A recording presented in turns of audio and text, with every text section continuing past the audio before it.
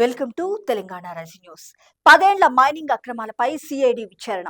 నేరెళ్ల ఇసుక మాఫియా నుంచి గ్రానైట్ అక్రమాల వరకు అన్నింటిపైన ఎంక్వైరీ అంటూ సీఎం రేవంత్ రెడ్డి గారు స్పష్టం చేశారు. మాజీ ఎంపీ సంతోష్ రావు, అతని తండ్రి రవీందర్ రావు ఇలా అందరి పాత్ర నీకు తెలుస్తాం. వచ్చే అసెంబ్లీ సమావేశాల కల్లా విచారణ నివేదికను సభ ముందుకు తెస్తామంటూ సీఎం రేవంత్ రెడ్డి గారు పేర్కొన్నారు. బ్లాక్ మెయిలింగ్ రాజకీయాలకు ఈ ప్రభుత్వం ఎంత మాత్రం భయపడదు. మంత్రులపై బురద జల్లి లబ్ధి పొందాలనుకునే వారి ఆటలు ఇక మీదట ఎంత మాత్రం సాగమంటూ కూడా స్పష్టం చేశారు.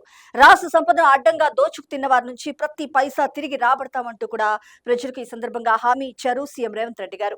గతంలో హరీష్ రావు అవినీతి వల్లే శాఖ మార్పు, కేటీఆర్ కు ఆ శాఖ ఇచ్చింది కూడా పూర్తిగా దోచుకు తినటానికేనంటూ పేర్కొన్నారు. ఇక్కడ మనకు ముఖ్యమైన అంశం చూసినాం. అభివృద్ధిని అడ్డుకుంటే శివతాండవమే, 600 మూసీ ప్రాజెక్టు ఆగేదే లేదంటూ సీఎం రేవంత్ రెడ్డి గారు స్పష్టం చేశారు. సబితక్క మీ అబ్బాయి వేసిన కేసును వెంటనే వెనక్కి తీసుకో అంటూ కూడా సబితా ఇంద్రారెడ్డికి సీఎం రేవంత్ రెడ్డి గారు సూచించారు. 45 ఏళ్లు పదవులు అనుభవించి ఇప్పుడు అడ్డుపడతారా అంటూ నిలదీశారు. రాజకీయ స్వార్థం కోసం పేద ప్రజల భవిష్యత్తును బలి చేయొద్దంటూ కూడా పేర్కొన్నారు. మచిలేశ్వర, ఓంకారేశ్వర ఆలయాల పునరుద్ధరణకు భూమి పూజ చేశారు సీఎం రేవంత్ రెడ్డి గారు. ఇక్కడ మనకు ముఖ్యమైన అంశం చూసినాం. ప్రజల చేత ప్రజల కొరకు ప్రజలే ఎన్నుకున్న ప్రజాస్వామ్య ప్రభుత్వానికి పర్యాయ పదంగా నేటి ప్రజా ప్రభుత్వం నిలుస్తుంది. అందుకే అంగన్వాడీ చిన్నారులకు బ్రేక్ఫాస్ట్ స్కీమ్ ను ప్రారంభించారు సీఎం రేవంత్ రెడ్డి గారు. పిల్లల్లో మొదటి 6 ఏళ్లు అత్యంత కీలకమైన దశ అని, మరి ఈ దశలో సరైన పౌష్టికాహారం అందితే మెదడు ఎదుగుదల మెరుగుపడతాయంటూ పేర్కొన్నారు. అలాగే రాబోయే 3 ఏళ్ల కాలంలో రాష్ట్రంలో ఎక్కడ అంగన్వాడీలు అద్దె భవనాల్లో నడపడానికి వీల్లేదని, ప్రతి కేంద్రానికి కూడా సొంత భవనం నిర్మిస్తామంటూ సీఎం రేవంత్ రెడ్డి గారు స్పష్టం చేశారు. ఇక్కడ వరకు ముఖ్యమైన అంశం చూసినాం. సర్కారు చేతికి metro. Hyderabad metro rail limited phase 1 ప్రాజెక్టును రాష్ట్ర ప్రభుత్వం స్వాధీనం చేసుకునే తీర్మానానికి అసెంబ్లీ ఏకగ్రీవంగా ఆమోదం తెలిపింది. ఈ తీర్మానాన్ని శనివారం అసెంబ్లీలో సీఎం రేవంత్ రెడ్డి గారు ప్రవేశపెట్టి స్వాధీనం చేసుకునే ప్రక్రియను, మరి 2వ, 3వ దశ విస్తరణ ప్రాజెక్టులను ఈ సందర్భంగా సభకు వివరించారు.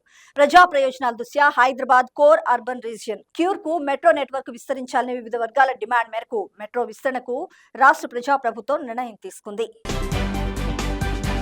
ఇక్కడ వరకు ముఖ్యమైన అంశం చూసినాం.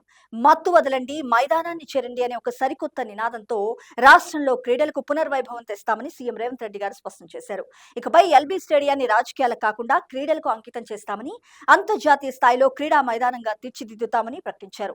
రాష్ట్రంలో నూతన స్పోర్ట్స్ పాలసీని అమలు చేస్తూ ప్రతిభావంతులైన క్రీడాకారులకు ప్రభుత్వ ఉద్యోగాలు కల్పిస్తామంటూ తెలిపారు. ఇప్పటికే క్రికెటర్ సిరాజ్, బాక్సర్ నిఖత్ జరీన్లను డీఎస్పీలుగా నియమించామంటూ తెలిపారు. గచ్చిబౌలి స్టేడియం అభివృద్ధికి 700 కోట్ల రూపాయలు కేటాయించి హైదరాబాద్ ను మళ్లీ క్రీడల రాజధానిగా మారుస్తున్నామంటూ తెలిపారు.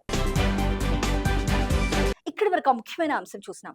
సీఎం రేవంత్ రెడ్డి గారి అధినాయకత్వంలోని నియోజకవర్గ అభివృద్ధి నిధులు సిడిఎఫ్ కోసం ప్రజాప్రభుత్వం 800 కోట్ల రూపాయలు బడ్జెట్ కేటాయించిందని TPCC chief MLC Mahesh Kumar Goud గారు స్పష్టం చేశారు.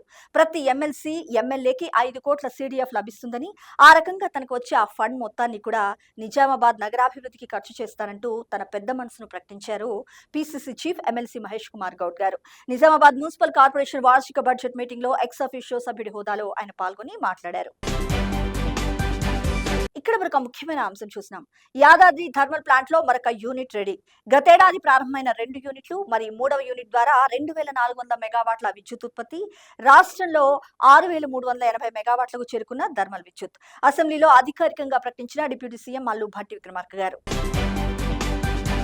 ఇక్కడ వరకు ముఖ్యమైన అంశం చూసినాం. ఎలక్ట్రిక్ బస్సుల పేరుతో ఆర్టీసీలో ఎవరిని తొలగించమంటూ అసెంబ్లీలో ఆర్టీసీపై చర్చలో రాష్ట్ర రవాణా శాఖ మంత్రి శ్రీ పొన్నం ప్రభాకర్ గారు ప్రకటించారు. ఇతర అద్దె బస్సుల మాదిరిగానే ఎలక్ట్రిక్ బస్సులు ఆర్టీసీ నియంత్రణలోనే ఉంటాయి, ఏ ఒక్క డిపోను కూడా ప్రైవేటీకరించబోమంటూ వెల్లడించారు.